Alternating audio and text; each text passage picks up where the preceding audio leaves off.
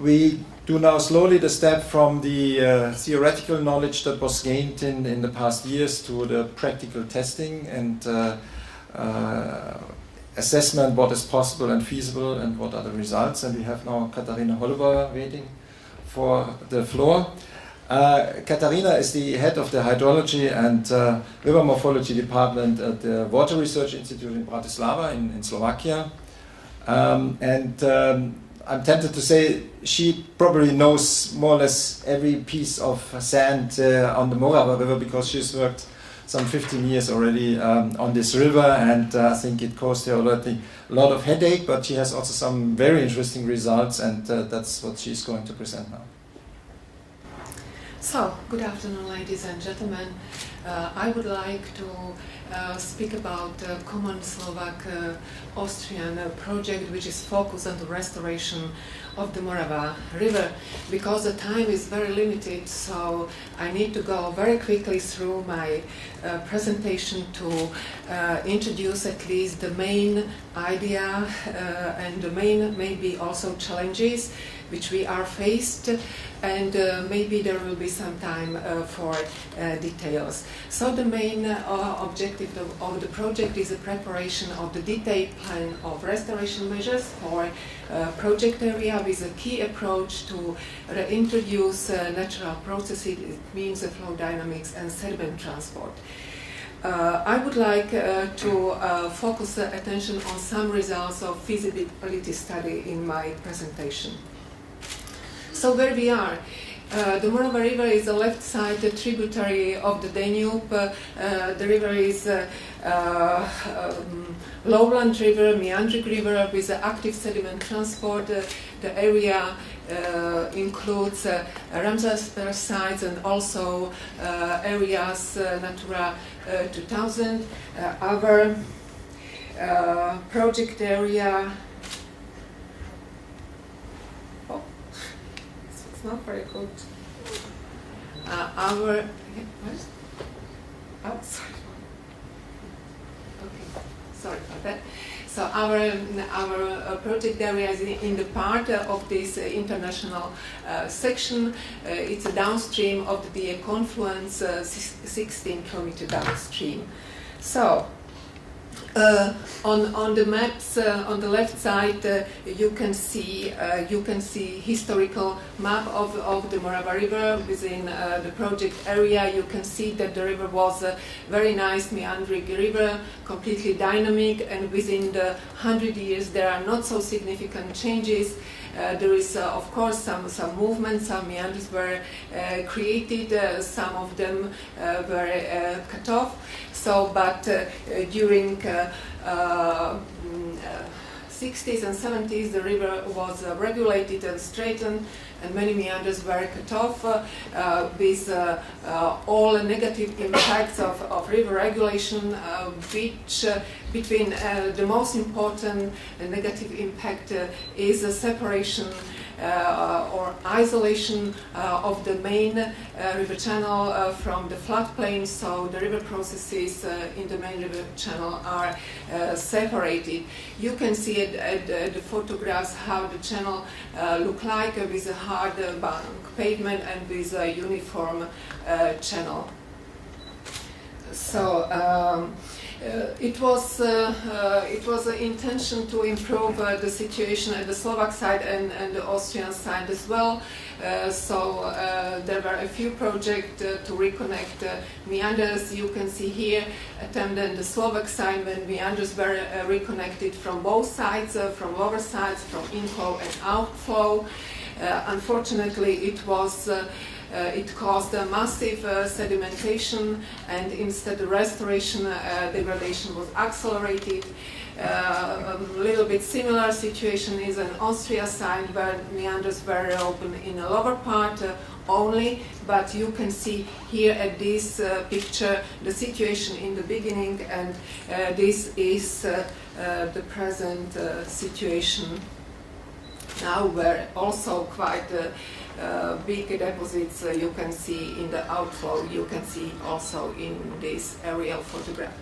So based on restoration strategy which was prepared for whole section, Slovak Austrian section, which is 70 kilometers. We prepared a detailed plan of restoration measures for our project area. I would like to mention a few of them. So it was a natural levee lowering which would allow flooding, more frequent flooding of the floodplain and longer duration of the flooding, and bank pavement removal would allow lateral movement of the river in some parts and improvement of hydrological connectivity. So the most important measure is a reconnection, or it's better to say integration, cut-off meanders in some selected localities. This is one of them, which is in our pilot section. So with a barrier, the main flow is diverted into the original channel, and part of the deposits from degraded oxbow system will be stored in the present channel. So using numerical models and physical models in a combination with quite a wide range of field survey, we optimize all these measures. Particularly, we try to find out the optimal way how to reconnect these two meanders. But anyway, also other measures which were proposed with the aim to achieve a dynamic equilibrium. We had some constraints here. First of all, to provide the present state of flood protection and do not deteriorate ice regime in the area. We had a physical model at our institute where we analyzed these two main variants of reconnection meanders. So this model was is built with mobile riverbed, so we could concentrate attention on the development of morphology and flow dynamics on the model.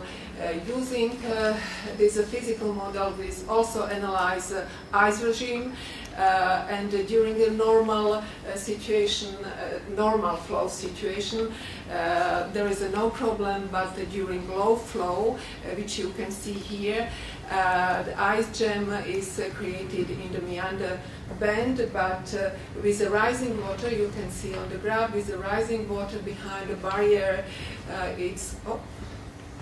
you could see at the video how this barrier with the rising water is breaking, and the ice is slowly flowing downstream along the channel. Regarding the flood control, we analyzed the situation using 2D hydrodynamic model, and these two variants, reconnection of the meanders, which was a quite important question for us. You can see here flow pattern and for velocity distribution and for specific discharge, and you can see that this variant, unfortunately, is not so active, and flow capacity here is lower because the direction of flow is almost perpendicular to the main direction of the flood flow. So this picture are for flood discharge. And this flow direction indicate that the meander would be probably in the future reconnected naturally somewhere here, providing that it can be naturally developed. So in the pictures here, you can see that this variant of meander reconnection would mean 20 centimeters plus compared with the present state of maximum water level.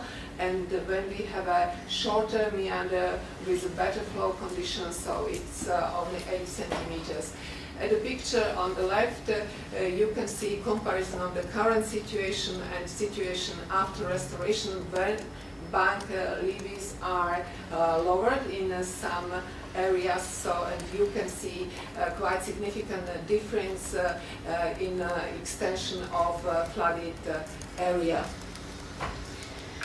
And in the end, river morphology. So this is the present situation of the river with a uniform channel and deposited, degraded cut-off meanders. At the second picture, you can see situation just after implementation. The sinuosity of the river channel is higher. It's very nice, but still the channel is quite uniform. And you can see the situation after 10 years when lateral bars and point bars are nicely developed. You can see here a larger picture. And also the river pool section are developed much better. So this is very close to the natural conditions. Of course, we didn't apply it. It's not completely as it could look like because we didn't apply bank erosion. So there is no lateral movement included in the model. So lessons learned. Visual improvement or measures, restoration measures, which are only usually for a visual improvement, are not efficient enough, and they are very expensive usually, and it means only gardening. Flow distribution in active river with active meandering river always is leading to rapid sedimentation and complete ecological degradation of the oxbow system.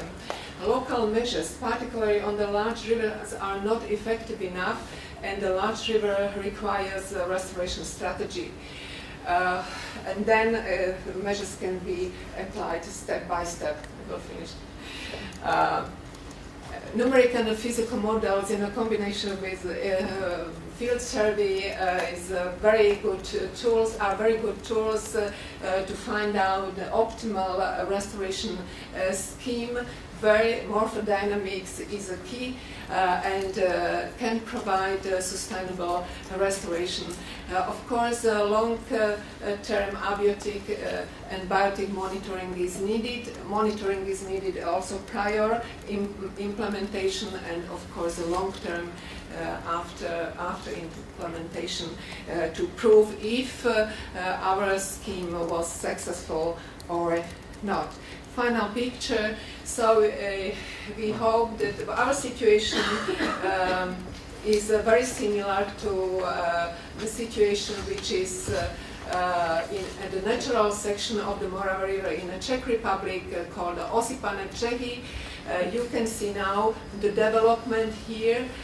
Within 1 year, the meander was shut off, and since then. This is this picture is from September '92, but at the present the situation is very similar, it's quite stable, but the river is very nice with point bars, lateral bars. It's natural development, and we hope that our section of the Morava River, at least in some parts, will be similar as it is. And finally, I'm very sorry that Professor Schimmer cannot be with us personally, but at least he's here virtually. So He prefers to be in Africa. Thank you very much for your attention.